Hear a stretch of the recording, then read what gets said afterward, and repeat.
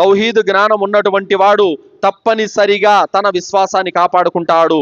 మరి ఈరోజు చాలా మంది ఈ దర్గాల వద్ద జరిగేటటువంటి జిమ్మిక్కులకి, ఈ మాయలకి, ఈ మంత్రాలకి, ఈ పైన జరిగే పటోటాపానికి లొంగిపోయి అక్కడ మహిమలున్నాయని, అక్కడ శక్తులున్నాయని నమ్మేసి వీళ్ళు ఏవంటే అవి అధర్మ కార్యాలు చేసుకుంటూ పోతున్నారే. మరి రేపు దజ్జాలు వస్తాడు.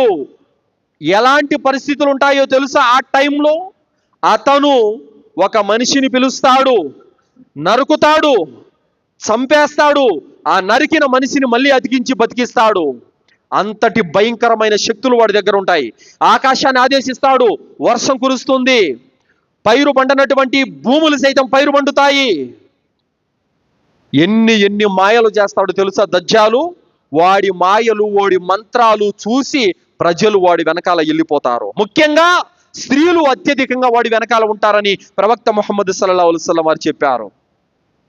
మరి ఈ రోజు ఈ దర్గాల దగ్గర జరిగే, మిగతా చోట్ల జరిగే ఈ యొక్క అంగు ఆర్భాటాలకు, చిన్న జిమికులకే మీరు లొంగిపోతే మరి దజ్జాలు పెద్ద ఉపద్రవాలను తీసుకొస్తాడు. వాడి మాయల ముందర తట్టుకుంటారా? కానీ ఒక విశ్వాసి నిలబడతాడు.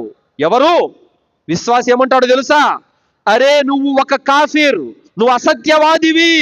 ఎందుకంటే నువ్వు దేవుడునని ప్రకటించుకున్నావు, నా ప్రభు అయినటువంటి అల్లా మహాసుందరాంగుడు, కానీ నువ్వు ఒంటి కన్ను గలవాడివి. మా ప్రవక్త ముహమ్మద్ సల్లల్లాహు అలైహి వసల్లం వారు చెప్పారు, దజ్జాల్ వచ్చి నేనే దేవుణ్ణని చెబుతాడు.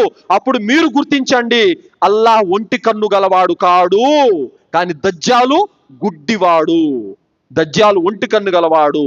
దీన్ని బట్టి మీరు గ్రహించండి అని చెప్పారు. కాబట్టి దజ్జాలు వచ్చినప్పుడు ఒక జ్ఞానం కలిగిన ఒక విశ్వాసి, అరే నువ్వు ఒక కాఫిర్వి, ఒక అసత్యవాదివి, నువ్వు దజ్జాలు అని గుర్తుపడతాడు.